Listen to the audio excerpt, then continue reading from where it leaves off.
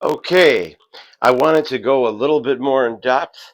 This is an older, I'd probably say every bit of 20 years old Concord furnace with a smart valve.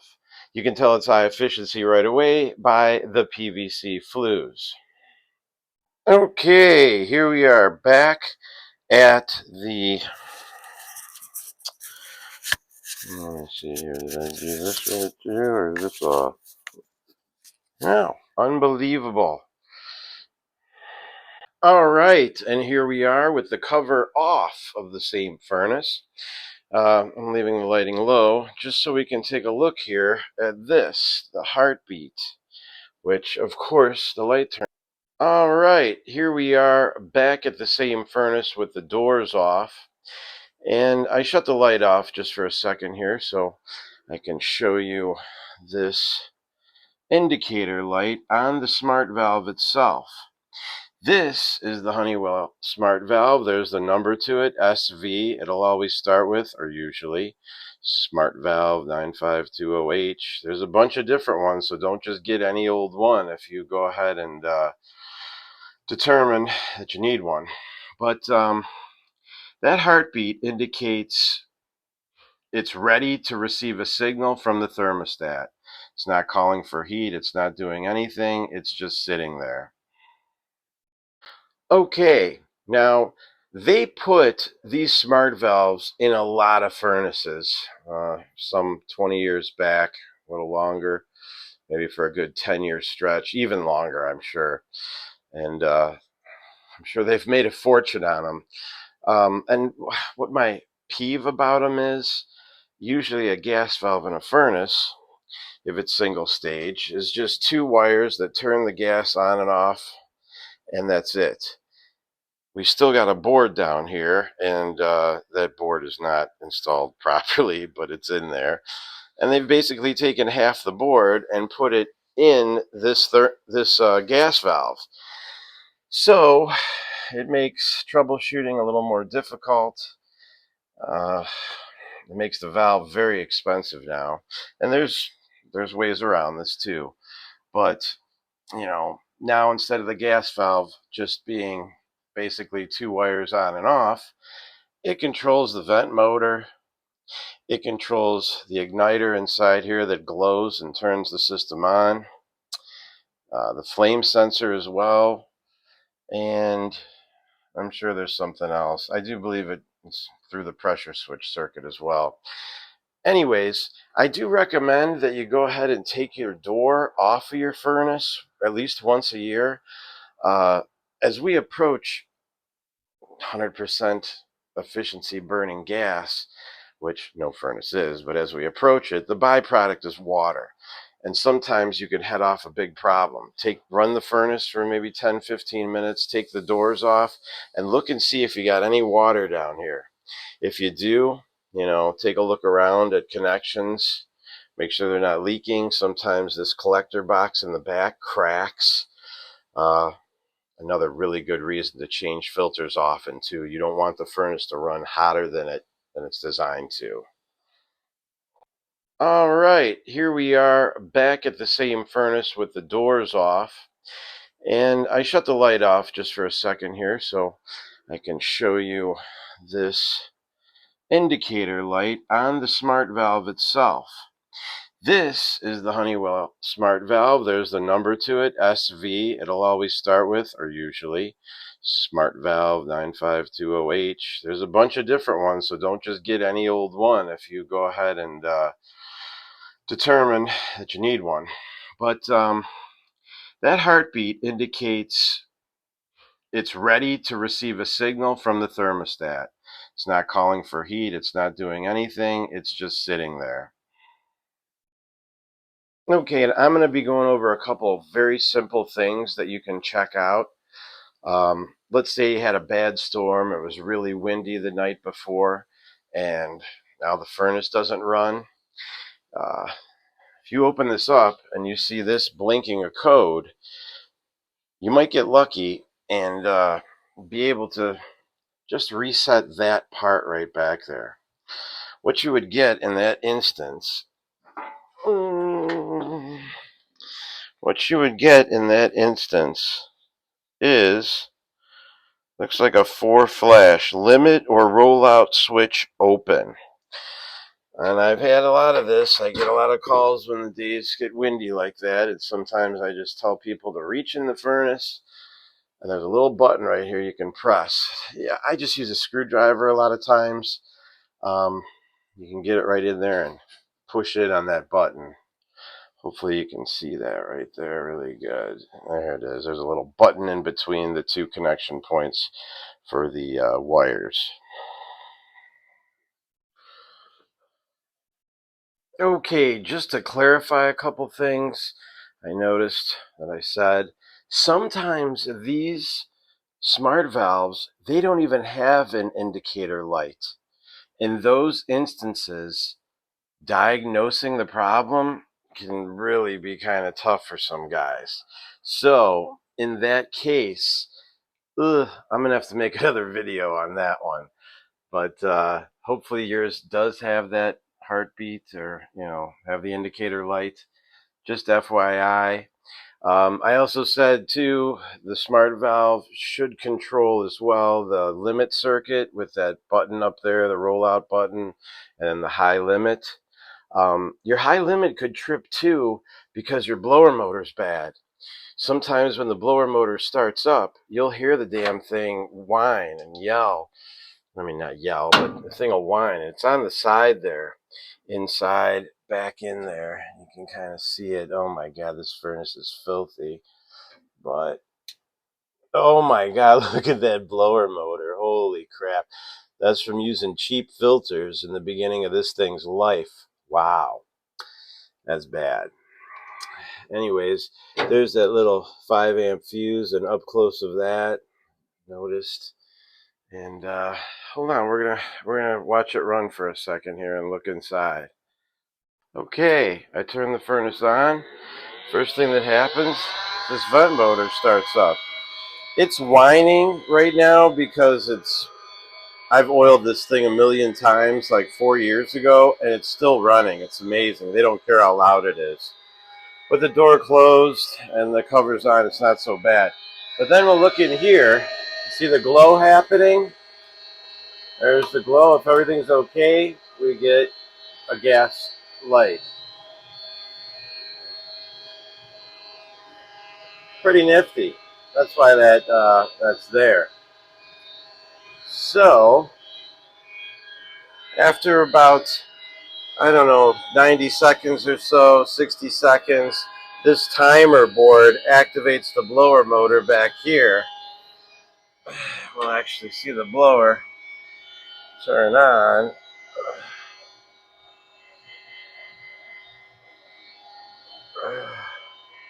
You usually hear a click first. There's the click, and there's the blower. Round and round she goes. So this is doing things how it's supposed to. There's a little look in there. Okay, this time, if you notice here, I'll zoom in. I took the wire off of the flame sensor. I just removed it. That's going to mimic. It's going to mimic a dirty flame sensor.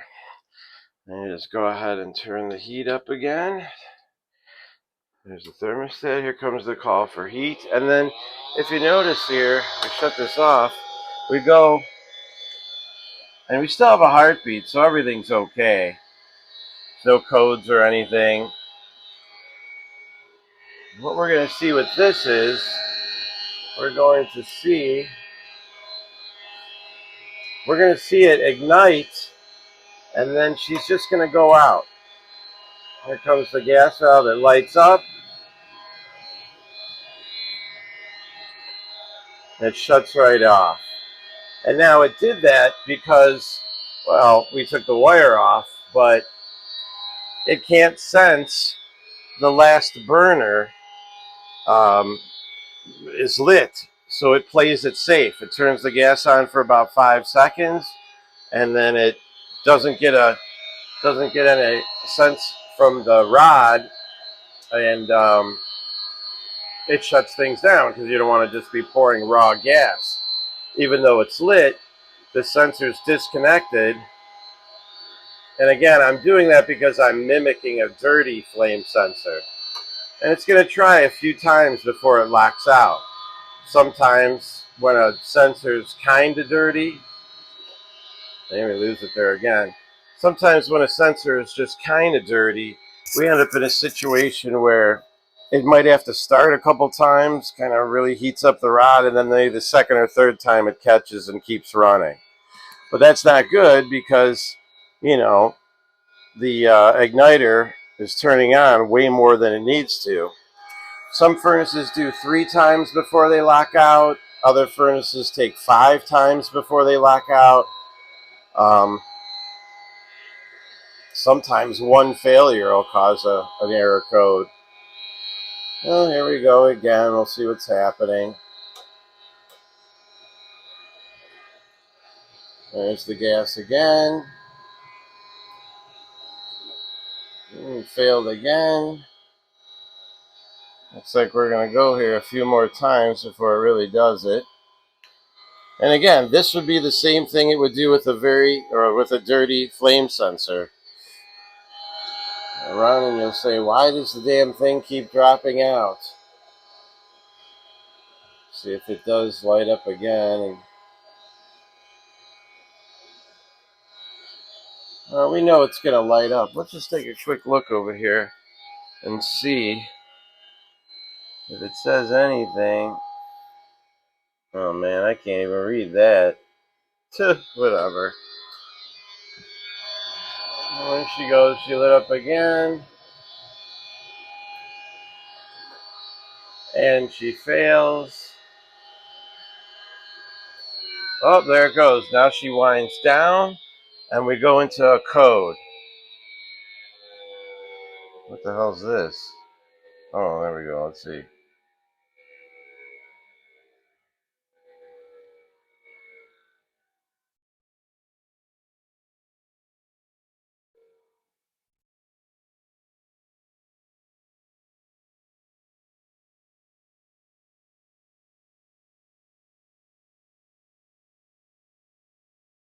Oh, it looks like a 6 code to me. A 6 code. Let's see. All right, we're back in action here. The 6 code on here is actually a 6 plus 1 flash. And even though it just 6 flashed, you can see there's no 6 and 6 flashes. So we just go with the 1 after 5, and it's lockout due to ignition failure. So if you see that, you know something's going on with the flame sensor. Now, you could take that flame sensor out and clean it. You can also end up tracing the wire down and finding that there's a nick in the wire. That's very rare, though. You can find out that the wire came off. But generally, you got to pull this out and clean it. And 29 times out of 30, that'll fix the problem. Sometimes, if it still does it, you're going to need a new flame sensor. And if that doesn't work, the other side of this is the SmartValve's ability to sense the sensor.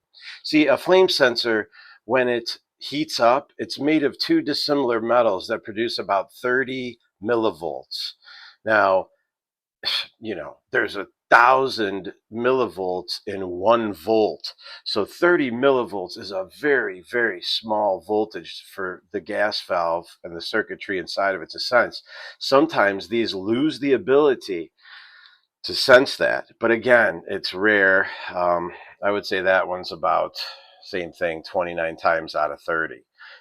Usually, like I said, you know, or 1 time out of 30 rather. 29 times out of 30, you pull that thing out, clean it, put it back in, you're fine. If it still doesn't work, try a new flame sensor. If it still doesn't work, it's probably the gas valve itself. And that's why I hate this. One portion of it fails, you got to replace the whole damn thing, and they're very expensive. The other thing I do routinely when I do replace these is I replace this and the board, just because they work in conjunction with each other. You know, if you got a shorted board down here and it did something to to the smart valve or vice versa. You can put the new part in and then the new part blows because it's still hooked up to the old one. So when I do it, I replace both of these. But anymore, White Rogers has a retrofit kit to get you back to a regular gas valve and a new board, and I'll show it here at the end for you. Um, I'm sure there's a couple dumb things that I missed. You know, I call this a piece of plastic, but really it's just like a little bimetal button in there that, you know, they're cheap and they wear out over time. It's not like all plastic inside there. And again, I got a short on that. Pressure switches being dual pressure switches, you know, it's always something to think about. If you get a pressure switch code on this thing and your vent motor ain't running, vent motor's hot, that could be an issue. And then the igniter, you know, there's another way to check these too. The vent motor comes on, and then you could hear the click, and if you held your hand on the gas valve during that and feel it open up, but can't see a glow in there and everything shuts down, chances are your igniter's bad. Um, I'm going to do this with the meter real quick so you can see what happens. All right, I got my multimeter out. If you look, we're going to be measuring AC volts. You see a wavy line, alternating current. See the straight line, direct current. So on 200 AC volts, because you know we're probably dealing with 120 volts here, I disconnected this right here that goes to the igniter. You can see that there. There it is. I disconnected it. This is going to be fun. Shut the power off and turn it back on to reset. This is going to wind up because the thermostat's still calling for heat. And then we're going to stick our leads in the end here. And now, see what happens.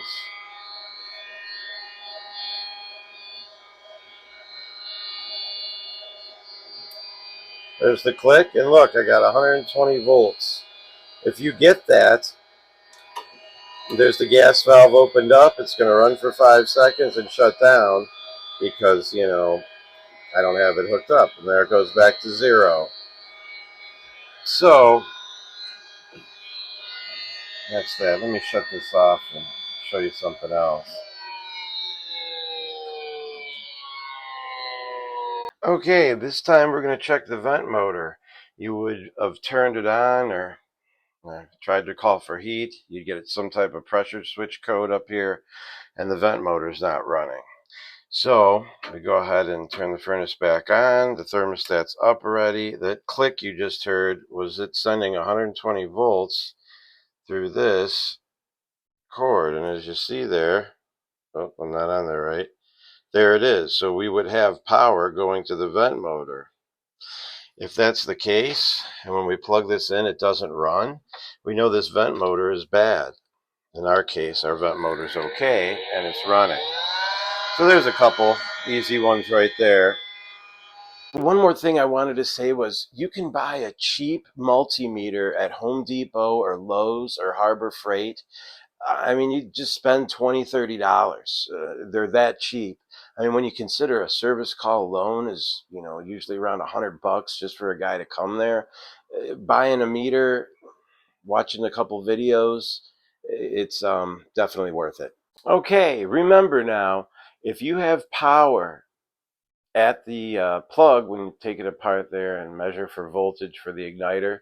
If you have power there, when you plug it in and try it, you don't see a glow in there, your igniter is bad. Same thing with the vent motor. If I got power going to the vent motor when it's unplugged, and when I plug it in, nothing happens, your vent motor is bad. So also, I'm going to play the little clip for the retrofit kit you can get for this. It replaces the gas valve with the normal one, gives you a regular board, a new wiring harness, and a new igniter. And, you know, it's just something you can do to replace that nightmare setup in there. All right. Like and subscribe, everybody.